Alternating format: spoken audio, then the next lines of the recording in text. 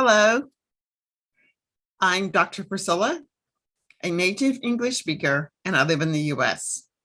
Tonight, I will continue with readings from the Gutenberg Project as it relates to African American or Black History Month. Black History Month is celebrated every day in February. So tonight, no matter where you are, where you're listening from, wherever you live, I'm going to be reading, and I'm on Eastern Standard Time. If you're able to watch me live, that is fantastic. If you're not and you watch the replay, just leave a comment in the chat section that you did watch and give me your comments, feedback, questions, and I'll be sure to respond. So let's just go ahead and dive right in. Tonight's topic is going to be the characteristics of the Negro People by H.T. Keeling. A frank statement of the virtues and failings of the race, indicating very clearly the evils which must be overcome and the good which must be developed, if success is really to attend the effort to uplift men. H.T. Keeling. The characteristics of the Negro are of two kinds, the inborn and the inbred. As they reveal themselves to us, this distinction may not be seen, but it does exist. Inborn qualities are ineradicable. They belong to the blood. They constitute individuality. They are independent, or nearly so, of time and habitat. Inbred qualities are acquired and are the result of experience. They may be overcome by a reversal of the process which created them. The fundamental or inborn characteristics of the Negro may be found in the African as well as the American Negro. But the inbred characteristics of the latter belong to the American life alone. There is but one human nature made up of constituents, elements, the same in all men, and racial or national differences arise from the predominance of one or the other element in this or that race. It is a question of proportion. The Negro is not a Caucasian. The Negro is not a Chinese. The Negro is not an Indian, though no psychological quality in the one is absent from the other.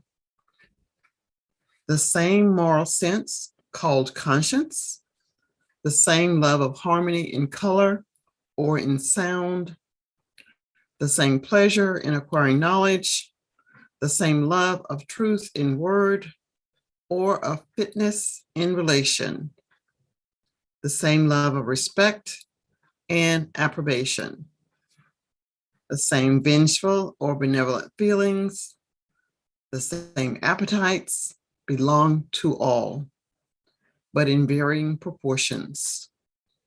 They form the indicia to a people's mission and are best guides to God's purpose in creating us. They constitute the material to be worked on in educating a race and suggest in every case where the stress of civilization or education should be applied in order to follow the lines of least resistance. But there are also certain manifestations, the result of training or neglect, which are not inborn, as they are inculcable, so that they are eradicable. And it is only by a loose terminology that we apply the term characteristics to them without distinction between them and the inherent traits. In considering the characteristics of the Negro people, therefore, we must not confuse the constitutional with the removable. Studied with sympathy and at first hand, the Black man of America will be seen to possess certain predominant idiosyncrasies of which the following form a fair catalog. He is intensely religious. True religion is based upon a belief in the supernatural, upon faith and feeling. A people deeply superstitious are apt to be deeply religious, for both rest upon a belief in a spiritual world. Superstition differs from religion in being the untrained and unenlightened gropings of the human soul after the mysteries of the higher life, while the latter, more or less enlightened, feels after God, if haply it may find him. The Negro gives abundant evidence of both phases. The absolute inability of the master in the days of slavery, while successfully vetoing all other kinds of convocation to stop the Negro's church meetings, as well as the almost phenomenal influence and growth of his churches since, and his constant referring of every event, adverse or favorable, to the personal ministrations of the Creator, are the things unique and persistent. And the master class repose more faith in their slaves' religion oftentimes than they did in their own. Doubtless, much of the reverential feeling that pervades the American home today, above that of all other nations, is the result of the Negro manny's devotion and loyalty to God. He is imaginative. This is not evinced so much in creative directions as in poetical, musical, combinatory, inventional, and what, if coupled with learning, we call literary imagination. Negro eloquence is proverbial. The crudest sermon of the most unlettered slave abounded in tropes and glowing tongue pictures of apocalyptic visions all his own. And indeed, the poetic quality of his mind is seen in all his natural efforts when the self-consciousness of education does not stand guard. The staid religious muse of Phyllis Wheatley and the rollicking, somewhat jibing verse of Dunbar show it equally unpremeditated and spontaneous. I have heard by the hour some ordinary old uneducated Negro tell those inimitable animal stories brought to literary existence in Uncle Remus with such quaint humor, delicious conceit, and masterly delineation of plot, character, and incident that nothing but the conventional rating of Aesop's fables could put them in the same class. Then there are more Negro inventors than the world supposes. This faculty is impossible without a well-ordered imagination held in leash by a good memory and large perception. He is affectionate and without vindictiveness. He does not nurse even great wrongs. Mercurial as he is, often furiously angry and frequently in murderous mood, he comes near not letting the sun go down upon his anger than any other man I know. Like Brutus, he may be compared to the flint, which, much enforced, shows a hasty spark, and straight is cold again. His affection is not less toward the Caucasian than to his own race. It is not saying too much to remark that the soul of the Negro yearns for the white man's goodwill and respect. And the old ties of love that subsisted in so many instances in the days of slavery still survive where the ex-slave still lives. the touching case of a Negro bishop who returned to the state in which he had been a slave and rode 20 miles to see and alleviate the financial distress of his former master, in an exception to numerous other similar cases, only in the prominence of the Negro concerned. I know of another case of a man whose tongue seems dipped in hyssop when he begins to tell the wrongs of his race, and who will not allow anyone to say in his presence that any good came out of slavery, even incidentally. Yet he supports the widowed and aged wife of his former master. And surely, if these two instances are not sufficient to establish the general proposition, none will gainsay the patience, vigilance, loyalty, and helpfulness of the Negro slave during the Civil War, and of his good old wife who nursed white children at her breast at a time when all ties, save those of affection, were ruptured, and when no protection but devoted hearts watched over the great house, whose head and master was at the front, fighting to perpetuate slavery. Was it stupidity on the Negro's part? Not at all. He was well informed as to the occurrences of the time. A Freemasonry kept him posted, as well as the whites were themselves, on the course of the war and the issue of each battle. Was it fear that kept him at the old home? Not that either. Many thousands did cross the line to freedom. Many other thousand, maybe 200,000, fought in the ranks for freedom. But none of them, those who went and those who stayed, those who fought and those who worked, betrayed a trust, outraged a female, or rebelled against a duty. It was love, the natural wellings of affectionate natures. He has great endurance, both dispositional and physical. So true is the first that his patience has been the marvel of the world. And indeed, many regarding this trait manifested in such an unusual degree, doubted the Negro's courage till the splendid record of the 60s and the equal, but more recent record of the 90s, wrote forbearance as the real explanation of an endurance seemingly so at variance with manly spirit. Of his physical powers, his whole record as a laborer at killing tasks in the most trying climate in America speaks so eloquently that nothing but the statistics of cotton, corn, rice, sugar, railroad ties, and felled forests can add to the praise of this burden bearer of the nation.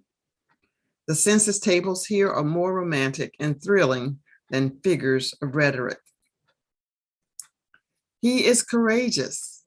His page in the war record of this country is without blot or blemish.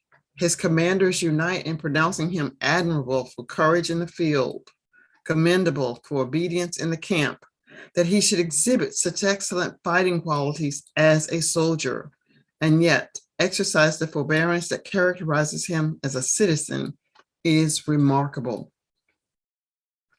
He is cheerful. His ivories are as famous as his song. That the South is sunny is largely due to the brightness his rollicking laugh and unfailing good nature bring to it.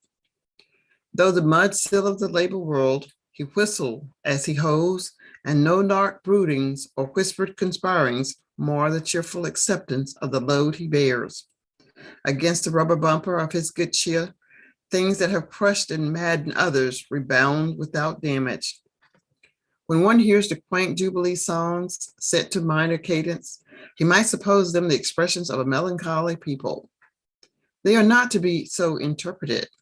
Rather, are they the expression of an experience, not of mature and not of nature, like the subdued voice of a caged bird. These songs are the carnage of an occasion and not the free note of nature. The slave sang of griefs he was not allowed to discuss, hence his songs. This cheerfulness has enabled the Negro to live and increase under circumstances which, in all other instances, have decimated, if not exterminated, inferior peoples. His plasticity to molding forces and his resiliency against crushing ones come from a Thailand philosophy, unconscious and unstudied, that extracts Epicurean delights from funeral meats. The above traits are inborn and fundamental, belonging to the race everywhere, in Africa as well as America. Strict correctness requires, however, that attention be called to the fact that there are tribal differences among African Negroes that amount almost to the national variations of Europe, and these are reflected in American Negroes, who are the descendants of these different tribes. There is as much difference between the Mandingo and the Hottentot, both Black, as between the Italian and the German, both white, or between the Bushman and the Zulu, both Black, as between the Russian and the Englishman, both white. Scientific exactness, therefore, would require a close analysis of racial characteristics that an article of this length could give. But speaking in a large way, it may be said that in whatever outward conformity may come to the race in America by reason of training or contact, these traits will lie at the base, the very warp and woof of his soul texture. If now we turn to consider his inbred traits, those results of experience, conditions, and environments, we find that they exist mainly as deficiencies and deformities. These have been superimposed upon the native soul endowment. Slavery has been called the Negro's greatest schoolmaster because it took him a savage and released him civilized, took him a heathen and released him a Christian, took him an idler and released him a laborer. Undoubtedly, it did these things superficially, but one great defect is to be charged against this school. It did not teach him the meaning of home, purity, and providence. To do this is the burden of freedom. The emancipated Negro struggles up today against many obstacles, the entailment of a brutal slavery. Leaving out of consideration the many who have already emerged, let us aptly apply thoughts to the great body of submerged people in the congested districts of city and country who present a real problem and who must be helped to higher things. We note some of the heritages under which they stagger up into full development. Shiftlessness. He had no need to devise and plan in bondage. There is no need for an enterprising spirit. Consequently, he is lacking in leadership and self-reliance. He is inclined to stay in ruts and applies himself listlessly to a task, feeling that the directive agency should come from without.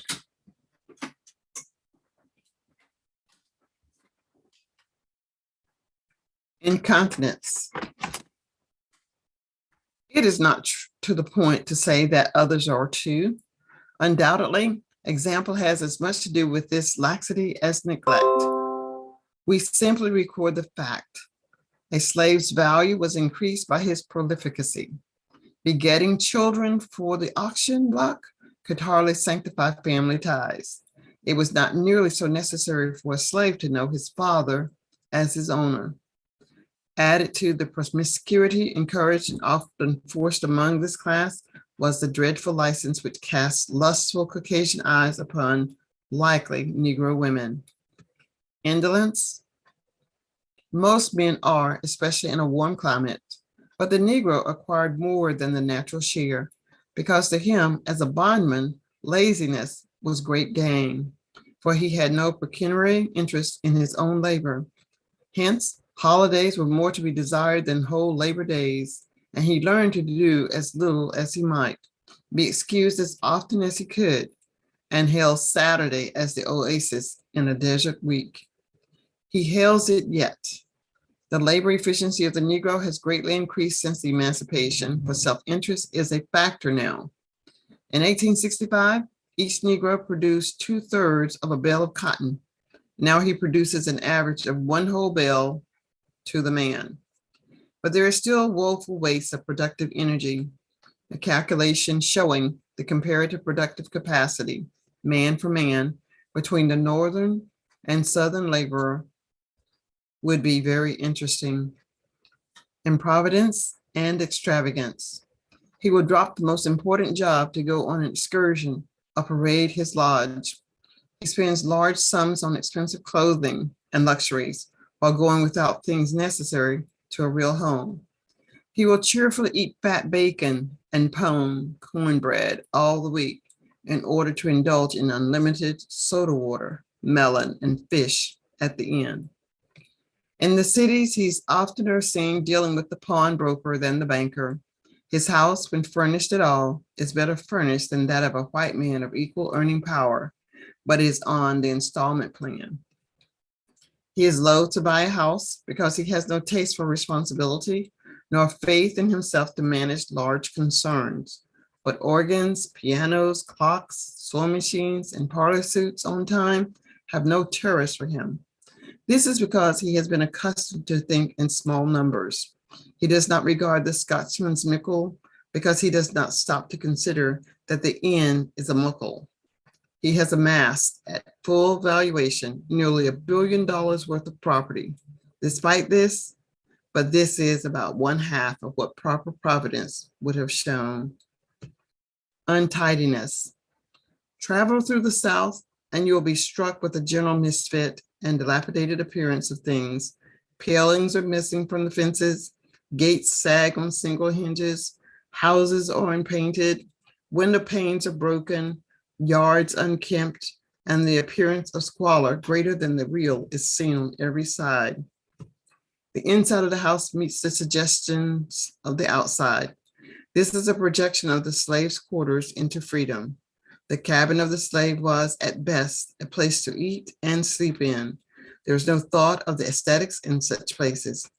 A quilt on a plank was a luxury to the tired farmhand, and the paint was nothing to the poor, sun-scorched fellow who sought the house for shade rather than beauty. Habits of personal cleanliness were not inculcated, and even now it is the exception to find a modern bathroom in a Southern home. Dishonesty.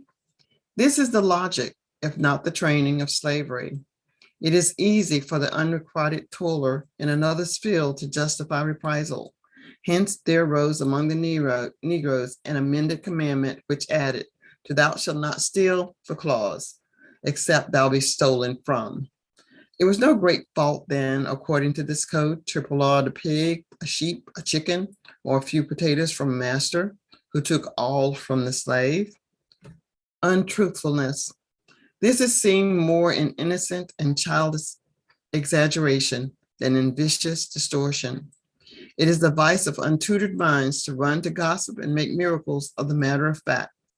The Negro also tells falsehoods from excess of good nature. He promised to do a piece of work on a certain day because it is so much easier and pleasanter to say yes and stay away than it is to say no. Busyness, unreliability.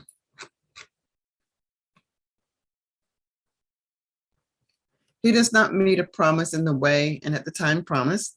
Not being accustomed to business, he has small conception of the place the promise he has in the business world. It is only recently he has begun to deal with banks. He who has no credit sees no loss of it in a protested note, especially if he intends to pay it sometime.